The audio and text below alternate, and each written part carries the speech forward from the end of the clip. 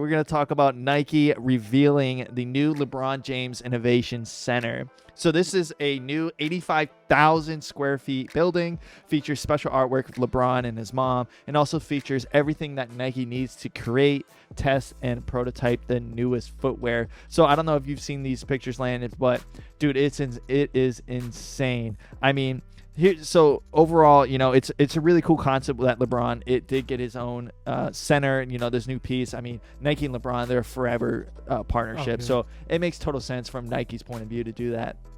And it is really cool what they are adding in. Like they're adding in like a full length basketball court. They're gonna host pickup games, able to bring in players, test their shoes in a full kind of court setting.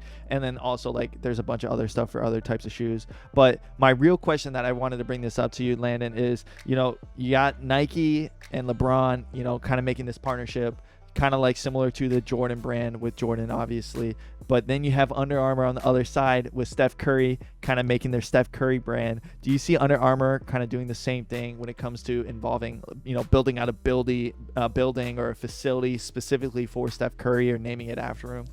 I could see it. Well, the thing is, so Curry just recently kind of broke off into his own section, which is really cool. Like he's got his own Curry Flow brand now with his shoes. Like they're still sponsored by Under Armour, but it's kind of like what Michael Jordan, like you mentioned, Jordan kind of turned into for Nike before branching off. I imagine they're actually LeBron is in the process of like doing that same thing with Nike. So he's starting a Team LeBron, which is going to take athletes and kind of sign him to like his own like LeBron line.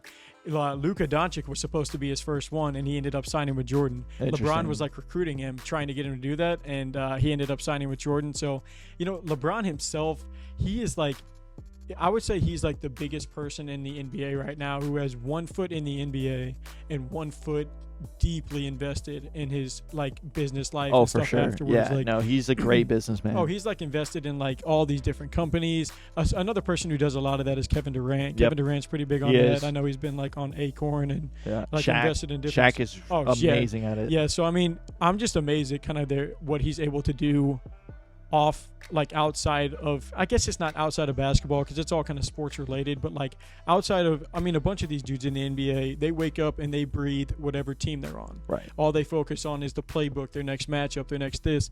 And LeBron, I guess he can afford to do it just because of how good he is. Like, you couldn't be pretty good and then, like, have any of your focus anywhere else because your fans are going to be like, all the fans are going to be like, focused on basketball. You're not playing good enough. You're not doing enough for the team. Yeah. Okay, we've established, 10 NBA finals, however many MVPs. Like, he's done what he needs to do on the court. Well, and he still is. Oh, yeah. He's still doing what he's doing on the court. But I'm kind of curious to see, to kind of circle back to your question, if Under Armour will start to do that. Obviously, the whole, like, back to what we were talking about earlier, but Nike's going to have the most money. Like, Nike's the biggest brand. It's the biggest brand out there. There's some other big ones, but it's the biggest of the brands that we're usually going to talk about on the show.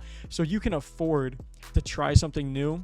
And if you can afford to try something new that hasn't really been, like, honed in on by other brands, you're just going to make more money. Right. Because it's probably going to do good.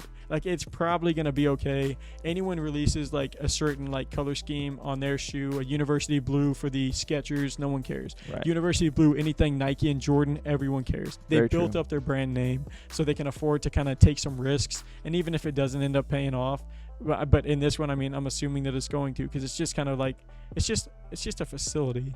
It's nothing like, it's not even that risky. Like, they built it probably because they knew people wanted to use it and had been asking for it, and they obviously have the funds to actually do it for people. Right. So. But do you think it should be named after him, that building?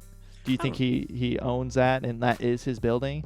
Or should they have named it after someone else, or just left it as like another building part? I don't know if how that's where you can kind of just split hairs, and some people, it doesn't matter. I could tell you what I think. I don't really love LeBron. LeBron's fine, and he's a good guy. He does the best that he can. Great basketball player and stuff like that. People always are going to say he does too much off the court for basketball. He should just be shut up and dribble. Right. You're more of an athlete, stuff like that. And then you got the people that, his LeBron fans that are going to follow him to Cleveland or to LA or to Miami. He's very polarizing. So he's big enough to where it's like, no matter what, you're going to get.